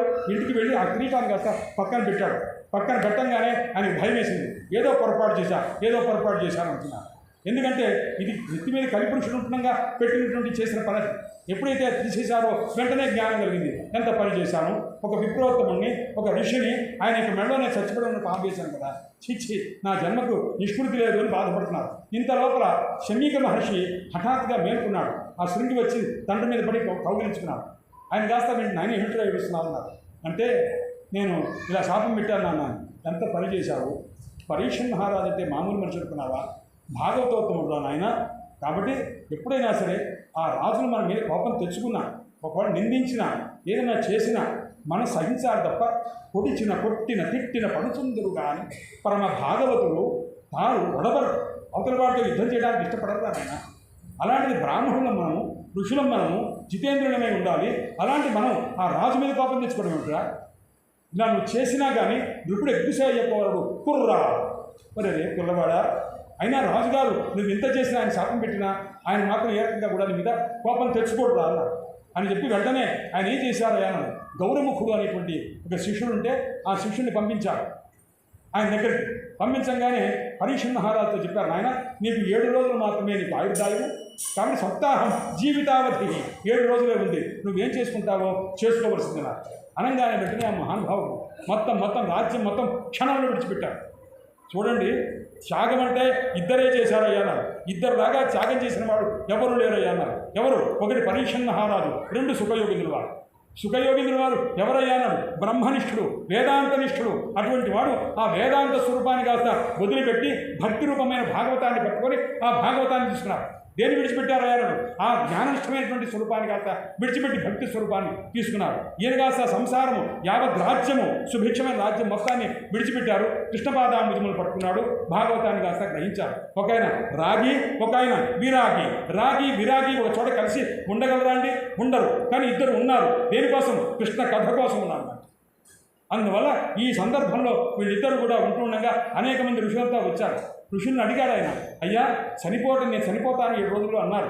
మ్రియమాణస్య కాగతి, చనిపోయేవాడు ఏం చెయ్యాలి అన్నారు. అనేసరికి అప్పుడు చెప్పారు, నాయన ఏం చేస్తే మంచిది అంటే ఒక్కొక్కరు ఒక్కొక్క మాట చెప్తున్నారు. వేదవ్యాసుల వారు కూడా ఉన్నారు. వేదవ్యాసుల వారు గురువు నారదుల వారు కూడా ఉన్నారు. వీళ్ళంతా ఉంటుంటే ఒక్కొక్కరు ఒక్కొక్క విషయం చెప్పారు. కానీ ఎవరు నాయన భాగవత శ్రవణం చేత మోక్షం వస్తుందని అన్న చెప్పారా? భాగవతం వినవలసిందని అన్న చెప్పారా? ఎవరు చెప్పలేదు. భాగవతం రాసినటువంటి వేదవ్యాసుల వారు కూడా చెప్పనివ్వలేదు. ఎవరు? పరమాత్మ చెప్పనివ్వలేదు. ఎందుకంటే పరమాత్మ ఏం చేశారు అంటే సుఖయోగింద్రుల వారు తమ గురువు అయినటువంటి రాధాదేవి దగ్గర కూర్చొని ఉన్నారు. ఆ కూర్చున్నప్పుడు రాధాదేవితో కలిసి కృష్ణ పరమాత్మ గోలోకంలో ఉన్నారు. అలా ఉంటున్నప్పుడు సుఖయోగింద్రుల వారు చూసి, నాయన సుఖయోగింద్ర, నువ్వు ఇక వెంటనే బయలుదేరి ఆ హస్తినకు వెళ్ళు.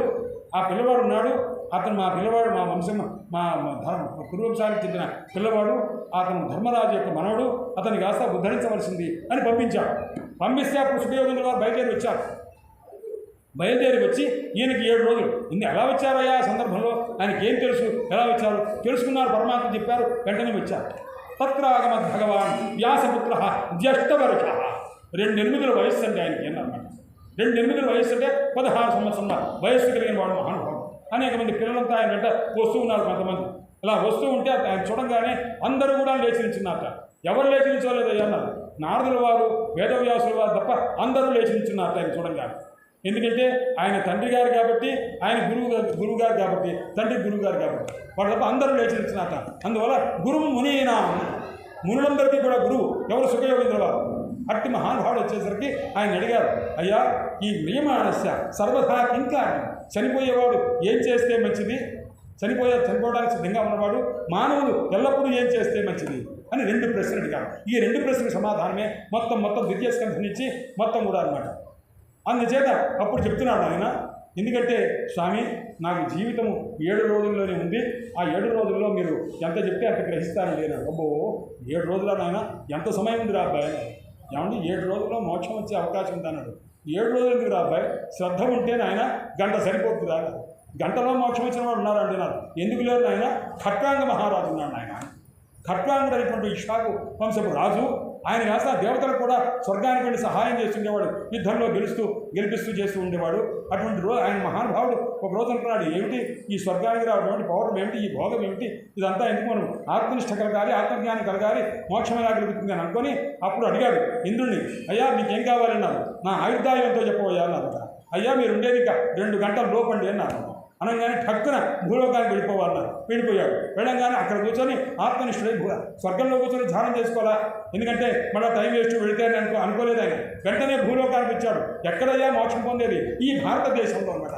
అహో కృజన్మ అఖిల జన్మ దుర్లభం. మనుష్య జన్మ ఎక్కడ జన్మనయ్యాడు? భారతదేశంలో ఉన్న మనుష్య జన్మ అన్ని జన్మల కంటే గొప్పదయ్యాడు.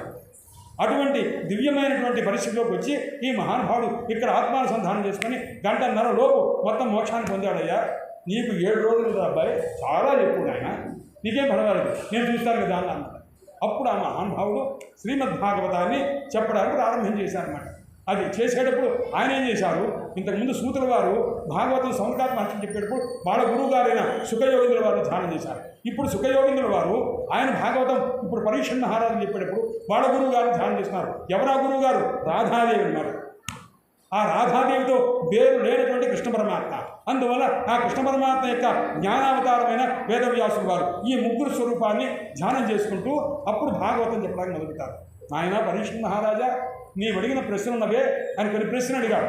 ఆ ప్రశ్న కాస్త ఇప్పుడు నువ్వు అడిగినది కాక లేదు. ఇది వరకు ఇప్పుడు నారదుల వారు బ్రహ్మదేవుని అడిగారు. ఆ బ్రహ్మదేవుడు కాస్త మహావిష్ణువుని అడిగారు.